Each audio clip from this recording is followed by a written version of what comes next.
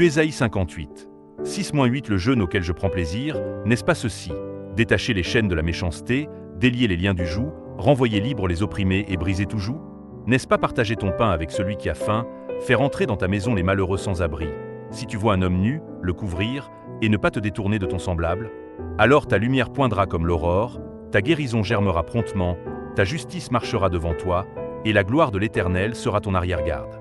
Pour entrer dans la grâce de Dieu, le jeûne et la prière ont traditionnellement été considérés comme des efforts que l'homme peut accomplir. Le jeûne, en hébreu, se dit tsom. 2. Le jeûne dans les religions et sa dérive en réalité, le jeûne est un phénomène que l'on retrouve dans toutes les religions. Dans les religions grecques et égyptiennes, la motivation religieuse du jeûne reposait sur la croyance qu'il préparait à la rencontre avec la divinité. Ouvrait un chemin vers des révélations en état d'extase. Dans l'Israël de l'Ancien Testament également, le jeûne avait le sens d'une préparation à la communion avec Dieu. Par exemple, Moïse jeûna avant de recevoir les 10 commandements, Exode 34, 28, Deutéronome 9h9, et Daniel jeûna avant de recevoir une vision. Cependant, avec le temps, le jeûne cessa d'être l'expression d'une attitude humble devant Dieu et devint plutôt un signe extérieur de piété, souvent pratiqué publiquement.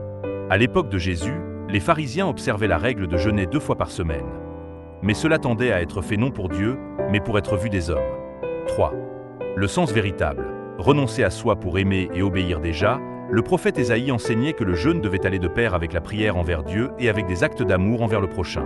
Le jeûne qui plaît à Dieu n'est pas celui qui consiste à se faire souffrir soi-même, mais celui qui consiste à partager sa nourriture avec celui qui a faim.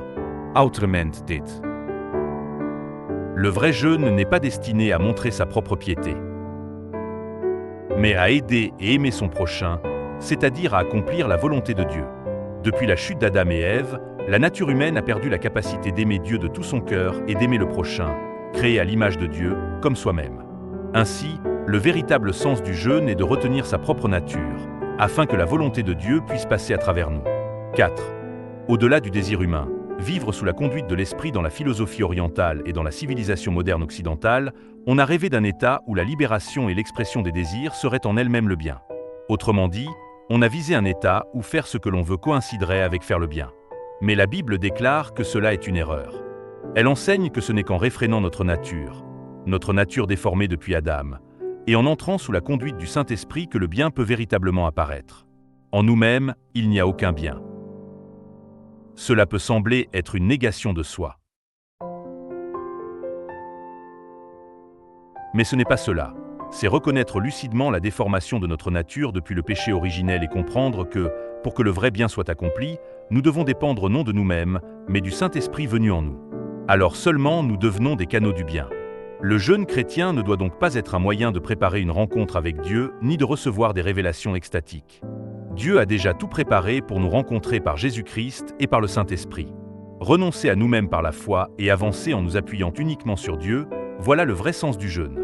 Je prie, au nom de Jésus, que nous tous puissions jouir d'une rencontre intime avec Dieu par la foi en Jésus-Christ et dans le Saint-Esprit.